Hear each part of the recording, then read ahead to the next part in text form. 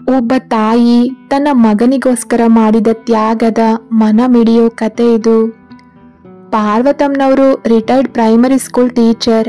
ಹೆಣ್ಣಿಗೆ ಶಿಕ್ಷಣವನ್ನ ನಿರಾಕರಿಸಿ 4 ಗೋಡೆಯ ಮಧ್ಯೆ ಸೀಮಿತವಾಗಿಟ್ಟ ಕಾಲಘಟ್ಟದಲ್ಲಿ ಮನೆಯವ್ರನ್ನೆಲ್ಲ ಎದುರು ಹಾಕೊಂಡು ಆಗಿನ ಕಾಲದಲ್ಲೇ ಕಷ್ಟಪಟ್ಟು ವಿದ್ಯಾಭ್ಯಾಸ ಮಾಡಿ ಸರ್ಕಾರಿ ಶಾಲೆಯಲ್ಲಿ ಶಿಕ್ಷಕಿಯಾಗಿ ನೇಮಕವಾಗಿದ್ರು.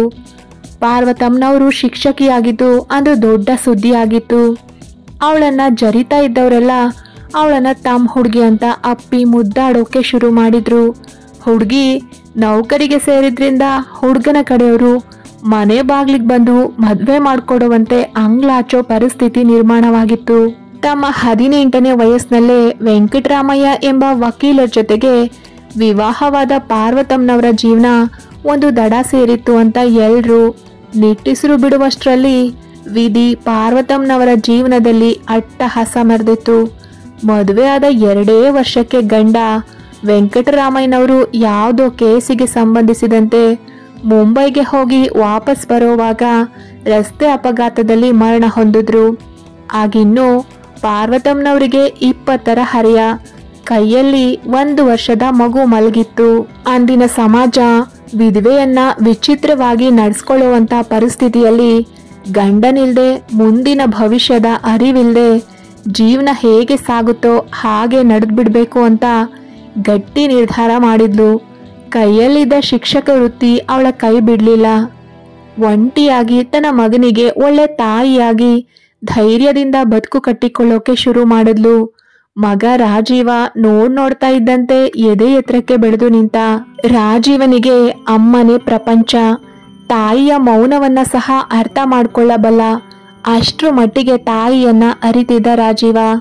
ಪಾರ್ವತಮ್ಮ ನಿವೃತ್ತಿ ಅಂಚಿನಲ್ಲಿದ್ರು. ಮಗ ರಾಜೀವ ಕೂಡ ಒಳ್ಳೆಯ ವಿದ್ಯಾಭ್ಯಾಸ ಪಡೆದು ಇಂಜಿನಿಯರ್ ಆಗಿ ತನ್ನ ವೃತ್ತಿಯನ್ನ ಶುರು ಮಾಡ್ದ. ಮಗ ಓದಿ ವಿದ್ಯಾವಂತನಾದ, ತನ್ನ ಕಾಲ್ ಮೇಲೆ ತಾನು ನಿಂತಿದ್ದಾನೆ. ಈಗ ಅವನ ಮದುವೆಯೊಂದನ್ನ ಮಾಡ್ಬಿಟ್ರೆ ತನ್ನ ಜವಾಬ್ದಾರಿ ಕಳೆಯುತ್ತೆ ಅಂತ ನಿರ್ಧರಿಸಿದಾಗ ಪಾರ್ವತಮ್ಮನವರ ಶಾಲೆಯಲ್ಲಿ ಸಹ ಶಿಕ್ಷಕಿಯಾಗಿ ಕೆಲಸ ಮಾಡ್ತಾ ಇದ್ದ ರಮಾಬಾಯಿ ಅವರು ಪಾರ್ವತಮ್ಮ ಹಾಗೆ ಅವರ ಮಗನನ್ನ ಚೆನ್ನಾಗಿ ಅರಿತಿದ್ರು. ಆದ್ರಿಂದ ತಮ್ಮ ಮಗಳಿಗೆ ರಾಜೀವನನ್ನ ತಂದ್ಕೊಳ್ಬೇಕೆಂಬ ಆಸೆಯನ್ನ ಪಾರ್ವತಮ್ಮನವರ ಮುಂದಿಟ್ಟಾಗ ತಮಗೆ ಪರಿಚಯಸ್ತ್ರ ಮಗಳನ್ನೇ ತಂದ್ಕೊಳ್ಳೋದು ಉತ್ತಮ ಎಂದ್ಕೊಂಡು ಖುಷಿಯಿಂದನೇ ಒಪ್ಪಿಗೆ ಕೊಟ್ರು. ಆದ್ರೆ ಮಗನನ್ನ ಒಂದು ಮಾತು ಕೇಳಿ ಬಿಡೋಣ ಅಂತ ಮಗನ ಮುಂದೆ ಮದುವೆ ಪ್ರಸ್ತಾಪವನ್ನ ಇಟ್ಟಾಗ ಅಮ್ಮನ ಮಾತಿಗೆ ಮರು ಮಾತಾಡದೆ ಒಪ್ಪಿಗೆಯನ್ನ ಸೂಚಿಸಿಯೇ ಬಿಟ್ಟ ರಾಜೀವ. ಒಂದು ಒಳ್ಳೆ ದಿನ ನೋಡಿ ಸೊಸೆನ ಮನೆಗೆ ತುಂಬಿಸ್ಕೊಂಡ್ಬಿಟ್ರು. ಮೊದ್ಲು ಎಲ್ಲವೂ ಚೆನ್ನಾಗೇ ಇತ್ತು. ಆದ್ರೆ ರಾಜೀವ್ನ ಹೆಂಡತಿ ಕುಸುಮಾಗೆ ತಾಯಿ ರಮಾಬಾಯಿ ಅವರು ಆಗಾಗ ಕಿವಿಯೂದಿ ಕಳಿಸ್ತಾ ಇದ್ದಿದ್ರ ಪರಿಣಾಮವಾಗಿ ಅತ್ತೆ ಸೊಸೆ ಮಧ್ಯೆ ಮನಸ್ತಾಪ ಶುರುವಾಗತೊಡಗಿತ್ತು. ರಾಜೀವ ಮನೆಯಲ್ಲಿ ಜಾಸ್ತಿ ಇರ್ತಿಲ್ಲ. ಆದ್ರಿಂದ ಈ ವಿಷಯ ಅವನ ಗಮನಕ್ಕೆ ಬರ್ತಾ ಇರಲಿಲ್ಲ. ಪಾರ್ವತಮ್ಮನವರು ಸಹ ಎಂದಿಗೂ ಮಗನ ಬಳಿ ಸೊಸೆ ಬಗ್ಗೆ ಚಾಡಿ ಹೇಳಿ ಅವರಿಬ್ಬರ ಮಧ್ಯೆ ಜಗಳ ತಂದಿಡೋ ಕೆಲಸವನ್ನ ಮಾಡಲಿಲ್ಲ. ಅತ್ತೆಗೆ ಹೊತ್ತಿಗೆ ಸರಿಯಾಗಿ ಊಟ ಹಾಕ್ತೆ ಮನೆ ಕೆಲಸವನ್ನ ಮಾಡಿಸ್ಕೊಂಡು ಮಾನಸಿಕವಾಗಿ ಮತ್ತೆ ದೈಹಿಕವಾಗಿ ಹಿಂಸೆ ನೀಡ್ತಾ ಇದ್ಲು ಸೊಸೆ ಕುಸುಮ. ಹೀಗೆ ಸುಮಾರು ದಿನಗಳೇ ನಡೆದ್ವು. ಒಂದು ದಿನ ಕೆಲಸದ ನಿಮಿತ್ತ 3 ದಿನ ಬೆಂಗಳೂರಿಗೆ ಹೋಗ್ತೀನಿ ಅಂತ ಹೊರಟಿದ್ದ ರಾಜೀವ 2 ದಿನದಲ್ಲಿ ಕೆಲಸ ಮುಗ್ದಿದ್ರಿಂದ ಹೇಳ್ದೆ ಕೇಳ್ದೆ ಮನೆಗ್ ಬಂದ್ಬಿಟ್ಟಿದ್ದ. ಗಂಡ ಮನೆಗ್ ಬರೋ ವಿಷಯ ತಿಳಿಯದ ಕುಸುಮ ಅತ್ತೆ ಕೈಯಲ್ಲಿ ಬೇಕಾಬಿಟ್ಟಿ ಕೆಲಸವನ್ನ ಮಾಡಿಸ್ಕೊಳ್ತಾ ಇದ್ಲು. ತಾನು ಸೋಫಾದ ಮೇಲೆ ಕೂರಿಸ್ಕೊಂಡು ಅತ್ತೆ ಕೈಯಿಂದ ಕಾಲನ್ನ ಒತ್ತಿಸ್ಕೊಳ್ತಾ ಇದ್ಲು. ಅಚಾನಕ್ಕಾಗಿ ಮನೆಗ್ ಬಂದ ರಾಜೀವ ಈ ದೃಶ್ಯವನ್ನ ನೋಡಿ ದಂಗಾಗಿ ಹೋದ. ಅಮ್ಮನ ಈ ದಾರುಣ ಸ್ಥಿತಿಯನ್ನ ಕಣ್ಣಾರೆ ಕಂಡ ರಾಜೀವನ ಕೋಪ ನೆತ್ತಿಗೇರಿ ಇದಕ್ಕೆ ಕಾರಣವಾದ ಕುಸುಮಾಳ ಕೆನ್ನೆಗೆ 4-5 ಏಟು ಬಾರಿಸಿ ತಾಯಿ ಎಷ್ಟೇ ಬೇಡ ಅಂತ ಗೋಗರಿದ್ರು ಹಿಂದೆ ಮುಂದೆ ನೋಡದೆ ಸೀದಾ ಅವಳನ್ನ ಕರ್ಕೊಂಡು ಹೋಗಿ ಅವಳ ತವರು ಮನೆಯಲ್ಲಿ ಬಿಟ್ಟು ಬಂದ. ಮನೆಗ್ ಬಂದವನೇ ಅಮ್ಮನ ಕಾಲಿಗೆ ಬಿದ್ದು ಮಗುವಿನಂತೆ ಬಿಕ್ಕಿ ಬಿಕ್ಕಿ ಅಳೋಕೆ ಶುರು ಮಾಡ್ದ. ಹೆಂಡತಿಯ ಗುಲಾಮರಾಗುವ ಇಂದಿನ ಕಾಲದಲ್ಲಿ ತನ್ನ ಮಗ ನನಗಾಗಿ ಹೆಂಡತಿಯನ್ನೇ ಬಿಟ್ಟು ಬಂದದ್ದನ್ನ ಕಂಡು ಮಗನ ಪ್ರೀತಿಗೆ ತಲೆಬಾಗಿ ಪಾರ್ವತಮ್ಮ ಕೂಡ ಬಿಗಿಯಾಗಿ ರಾಜೀವನನ್ನ ಬಿಗಿದಪ್ಪಿಕೊಂಡ್ಲು. ಮಗ ಈಗ ಕೋಪದಲ್ಲಿದ್ದಾನೆ, ಅವನ ಸಿಟ್ಟು ಕಡಿಮೆ ಆದ್ಮೇಲೆ ಸೊಸೆನ ಕರೆ ತರುವಂತೆ ಹೇಳಿದ್ರೆ ಆಯ್ತು ಅನ್ಕೊಂಡು ಸುಮ್ನಾದ್ಲು ಪಾರ್ವತಮ್ಮ. ಒಂದಿನ ಮಗ ರಾಜೀವ ಮನೇಲಿ ಪೇಪರ್ ಓದ್ತಾ ಕುಳಿತಿದ್ದ. ಒಡನೆಯೇ ಹೊಟ್ಟೆಯ ಭಾಗದಲ್ಲಿ ಸಹಿಸೋಕೆ ಆಗದೆ ಇರೋಷ್ಟು ನೋವು ಕಾಣಿಸ್ಕೊಂತು. ತಾಯಿ ಹೇಗೋ ಮಾಡಿ ಅಕ್ಕಪಕ್ಕದ ಮನೆಯವರ ಸಹಾಯದಿಂದ ಆಸ್ಪತ್ರೆಗೆ ಸೇರಿಸಿದ್ಲು. ಡಾಕ್ಟರ್ ರಾಜೀವ್ನನ್ನ ಪರೀಕ್ಷೆ ಮಾಡಿ ಬಂದ್ರು. ಪಾರ್ವತಮ್ಮ ಅವರು ಆಗ ಹೇಗಿದ್ದಾನೆ ನನ್ನ ಮಗ, ಏನಾಯ್ತು ಅವನಿಗೆ ಅಂತ ಕೇಳ್ತಾರೆ. ಆಗ ಡಾಕ್ಟರ್, ಏನಮ್ಮ ನಿಮ್ ಮನೆಯಲ್ಲಿ ಬೇರೆ ಯಾರು ಇಲ್ವಾ, ನೀವಿಬ್ರೇನಾ ಇರೋದು ಅಂತ ಕೇಳ್ತಾರೆ.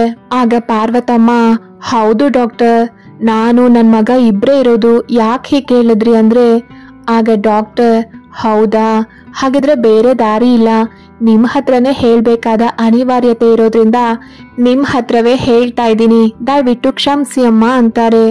ಆಗ ಪಾರ್ವತಮ್ಮ, ಏನು ಅಂತ ಹೇಳಿ ಡಾಕ್ಟ್ರೆ, ನೀವು ಹೇಳೋದು ಕೇಳ್ತಿದ್ರೆ ನಂಗೆ ಯಾಕೋ ಭಯ ಆಗ್ತಿದೆ ಅಂದ್ರೆ. ಆಗ ಡಾಕ್ಟರ್, ಹೆದ್ರೋ ಅಂಥದ್ದು ಏನೂ ಇಲ್ಲ ಅಮ್ಮ, ಆದರೆ ವಿಷಯ ಸ್ವಲ್ಪ ಗಂಭೀರವಾದದ್ದೇ ಆಗಿದೆ. ನಿಮ್ಮ ಮಗನ 2 ಕಿಡ್ನಿಗಳು ಫೇಲ್ ಆಗಿದೆ, ಅಂದ್ರೆ ಕಾರ್ಯನಿರ್ವಹಿಸ್ತಾ ಇಲ್ಲ ಅಂತ ಡಾಕ್ಟರ್ ಹೇಳ್ತಾರೆ. ಪಾರ್ವತಮ್ಮ ಈ ಮಾತು ಕೇಳಿ ಅಲ್ಲಿಯೇ ಕುಸಿದು ಬೀಳ್ತಾರೆ. ಆಗ ಡಾಕ್ಟರ್ ಅಲ್ಲಿಯೇ ಚಿಕಿತ್ಸೆ ನೀಡಿ ಅವರನ್ನ ಮೊದಲಿನ ಸ್ಥಿತಿಗೆ ತರ್ತಾರೆ. ಪಾರ್ವತಮ್ಮ ಡಾಕ್ಟರ್ ಕಾಲ್ನ ಗಟ್ಟಿಯಾಗಿ ಹಿಡಿದು ಹೇಗಾದ್ರೂ ಮಾಡಿ ನನ್ನ ಮಗನನ್ನ ಉಳಿಸ್ಕೊಡಿ ಅಂತ ಬೇಡ್ಕೊಳ್ತಾರೆ. ಆಗ ಡಾಕ್ಟರ್, ಆಗ್ಲಿ ತಾಯಿ, ನಿಮ್ಮ ಮಗನಿಗೆ ಹೊಂದೋ ಕಿಡ್ನಿ ಸಿಕ್ಕಿದ್ರೆ ನಾವು ಆಪರೇಷನ್ ಮಾಡಿ ಸರಿಪಡಿಸ್ತೀವಿ, ಆದ್ರೆ ನಾನು ತುಂಬಾ ಕಡೆ ವಿಚಾರಿಸಿದೀನಿ, ನಿಮ್ಮ ಮಗನಿಗೆ ಹೊಂದೋ ಕಿಡ್ನಿ ಸಿಗ್ತಾ ಇಲ್ಲ, ಅದು ಅಲ್ಲದೆ ಅವನಿಗೆ 2 ಕಿಡ್ನಿಗಳ ಅವಶ್ಯಕತೆ ಇದೆ ಅಂತ ಹೇಳಿದಾಗ ಪಾರ್ವತಮ್ಮ ದಂಗಾಗಿ ನಿಂತಿದ್ಲು. ಮತ್ತೆ ಪಾರ್ವತಮ್ಮ, ಹಾಗಾದ್ರೆ ಏನ್ ಮಾಡೋದು ಡಾಕ್ಟ್ರೇ, ಏನಾದ್ರೂ ಪರಿಹಾರ ಹೇಳಿ ಅಂದಾಗ ಆಗ ಡಾಕ್ಟರ್, ನಿಮ್ಮ ಕುಟುಂಬದ ಸದಸ್ಯರಲ್ಲಿ ಯಾರಾದ್ರೂ ಇಬ್ರು ತಮ್ಮ ಒಂದೊಂದು ಕಿಡ್ನಿ ನೀಡೋಕೆ ಮುಂದಾದ್ರೆ ನಿಮ್ಮ ಮಗನನ್ನ ಉಳಿಸಬಹುದು ಅಂತ ಹೇಳ್ತಾರೆ. ಡಾಕ್ಟ್ರೇ, ಹಣದ ಅವಶ್ಯಕತೆ ಇದ್ರೆ ಯಾರಾದ್ರೂ ಕೊಟ್ಬಿಡ್ಬಹುದೇನೋ, ಆದ್ರೆ ಅವ್ರ ಪ್ರಾಣಕ್ಕೆ ಸಂಸ್ಕಾರ ತಂದ್ಕೊಂಡು ತನ್ನ ಮಗನನ್ನ ಉಳಿಸ್ಕೊಡಿ ಅಂತ ಹೇಗೆ ಕೇಳೋದು, ಕೇಳಿದ್ರು ಕೊಡೋರಾದ್ರೂ ಯಾರು, ಇದು ಅಸಾಧ್ಯವಾದದ್ದು ಅಂತ ಗೋಳಾಡ್ತಾ ಬೇಕಿದ್ರೆ ನನಗೆ 2 ಕಿಡ್ನಿಯನ್ನ ತಗೊಂಡು ನನ್ನ ಮಗನನ್ನ ಉಳಿಸ್ಕೊಡಿ ಅಂತ ಬೇಡ್ಕೊಳ್ತಾಳೆ. ಆಗ ಡಾಕ್ಟರ್, ಅದೆಲ್ಲ ಸಾಧ್ಯ ಇಲ್ಲಮ್ಮ, ಆರೋಗ್ಯಯುತ ವ್ಯಕ್ತಿನ ಕೊಲ್ಲೋದು ನಮ್ಮ ವೃತ್ತಿ ಧರ್ಮ ಅಲ್ಲ, ಮತ್ತೆ ಇದಕ್ಕೆ ಕಾನೂನು ಕೂಡ ಒಪ್ಪೋದಿಲ್ಲ. ಬೇಕಿದ್ರೆ ಒಂದ್ ಕೆಲಸ ಮಾಡ್ತೀನಿ, ಇವತ್ತು ಎಲ್ಲಾದ್ರೂ ಅಪಘಾತವಾಗಿ ಅಥವಾ ಯಾರಾದ್ರೂ ಜೀವನ್ ಮರಣದ ಸ್ಥಿತಿಲಿದ್ದಾರೆ ಅಂಥವ್ರಿಂದ ದಾನವಾಗಿ ಕಿಡ್ನಿ ಪಡೆದು ನಿಮ್ಮ ಮಗನಿಗೆ ಹಾಕಬಹುದು ಅಂತ ಹೇಳ್ತಾರೆ. ತಾನು ಹೆತ್ತ ಮಗ ತನ್ನ ಕಣ್ಮುಂದೆನೆ ಸಾಯೋದನ್ನ ನೋಡೋಕೆ ಧೈರ್ಯ ಬರಲಿಲ್ಲ. ಡಾಕ್ಟ್ರು ಹೇಳ್ದಂತೆ ನಾನು ಬದುಕಿರೋವರೆಗೂ ನನ್ನ ಕಿಡ್ನಿನ ಇವರು ಪಡೆಯೋಕೆ ಒಪ್ಪೋದಿಲ್ಲ, ಹೇಗೂ ನಾನು ಉದುರುವ ಹಣ್ಣೆಲೆ, ಇವತ್ತಲ್ಲ ನಾಳೆ ಸಾಯಲೇಬೇಕು, ಆದ್ರಿಂದ ತಾನೇ ಪ್ರಾಣ ತ್ಯಾಗ ಮಾಡೋಕೆ ಮುಂದಾಗ್ತಾಳೆ. 2 ಪತ್ರವನ್ನ ಬರೆದವಳು, ಒಂದನ್ನ ಡಾಕ್ಟರ್ಗೆ, ಇನ್ನೊಂದನ್ನ ತನ್ನ ಮಗನಿಗೆ. ಡಾಕ್ಟರ್ಗೆ ಬರೆದ ಪತ್ರದಲ್ಲಿ, ನನ್ನ ಮಗನನ್ನ ಉಳಿಸ್ಕೊಳ್ಳೋದು ನನಗೆ ಅನಿವಾರ್ಯ, ಹಾಗೆ ಒಬ್ಬ ತಾಯಿಯಾಗಿ ಅದು ನನ್ನ ಕರ್ತವ್ಯ ಕೂಡ. ನಾನು ಸಾಯ್ತಾ ಇದ್ದೀನಿ, ನಾನು ಸತ್ ಮೇಲೆ ತಕ್ಷಣ ನನ್ನ ಕಿಡ್ನಿಯನ್ನ ನನ್ನ ಮಗನಿಗೆ ಹಾಕಿ ಅವನನ್ನ ಉಳಿಸಿ, ಹಾಗೆ ತನ್ನ ಮಗ ಚೇತರಿಸ್ಕೊಂಡ್ಮೇಲೆ ಇನ್ನೊಂದು ಪತ್ರವನ್ನ ಅವನಿಗೆ ಕೊಡಿ ಅಂತ ಬರೆದಿಟ್ಟು ತನ್ನ ಉಸಿರನ್ನ ಗಟ್ಟಿಯಾಗಿ ಬಿಗಿ ಹಿಡಿದು ಕುಳಿತಲ್ಲೇ ಪ್ರಾಣ ಬಿಡ್ತಾಳೆ. ಇದೆಲ್ಲ ಆಗಿ ಕೆಲವು ದಿನಗಳ ನಂತರ ರಾಜೀವ ಚೇತರಿಸ್ಕೊಳ್ಳೋಕೆ ಶುರು ಮಾಡಿದ್ದ. ಒಂದಿನ ಡಾಕ್ಟರ್ ಬಂದು ಅವನ ಕೈಗೆ ಅವನ ತಾಯಿ ಬರ್ದಿಟ್ಟ ಇನ್ನೊಂದು ಪತ್ರವನ್ನ ನೀಡಿದ್ರು. ಅದರಲ್ಲಿ ಹೀಗೆ ಬರ್ದಿತ್ತು, ಮಗ ರಾಜೀವ, ನಿನ್ನನ್ನ ಉಳಿಸ್ಕೊಳ್ಳೋಕೆ ಬೇರೆ ದಾರಿ ಇಲ್ಲದೆ ನಾನು ಸಾಯಲೇಬೇಕಾಯ್ತು ಮಗ್ನೆ, ಆದ್ರೆ ನನಗೇನೂ ಬೇಜಾರಿಲ್ಲ, ನಿನಗಿಂತ ಹೆಚ್ಚಿನದಲ್ಲ ಈ ಪ್ರಾಣ, ನನ್ನ ಕಿಡ್ನಿ ನಿನ್ನ ಬಳಿ ಇದೆ, ನಿನ್ನ ಉಸಿರಾಟದಲ್ಲಿ ನಾನಿದ್ದೀನಿ ಮಗ್ನೆ, ಚಿಂತೆ ಬೇಡ, ದೈಹಿಕವಾಗಿ ನಿನ್ನ ಜೊತೆಗೆ ಇಲ್ದಿದ್ರು ಈ ತಾಯಿ ನಿನ್ನ ಬೆನ್ನಿಗೆ ಸದಾ ಇರ್ತಾಳೆ, ಹೋಗ್ಬರ್ತೀನಿ ಮಗ್ನೆ, ನಿನ್ನ ತಾಯಿಯ ಅಂತಿಮ ವಿದಾಯವಿದು ನಿನಗೆ ಅಂತ ಬರ್ದಿತ್ತು ಆ ಪತ್ರದಲ್ಲಿ. ಒಬ್ಬ ತಾಯಿಯ ಋಣವ ನೀನು 100 ಜನ್ಮವೆತ್ತಿ ಅವಳ ಕಾಲಿನ ಚಪ್ಪಲಿಯಾಗಿ ಅವಳನ್ನ ಹೊತ್ತರೂ ಕೂಡ ತೀರ್ಸೋಕೆ ಆಗೋದಿಲ್ಲ. ಇದೇ ಅವಳ ಅಂತಿಮ ವಿದಾಯ.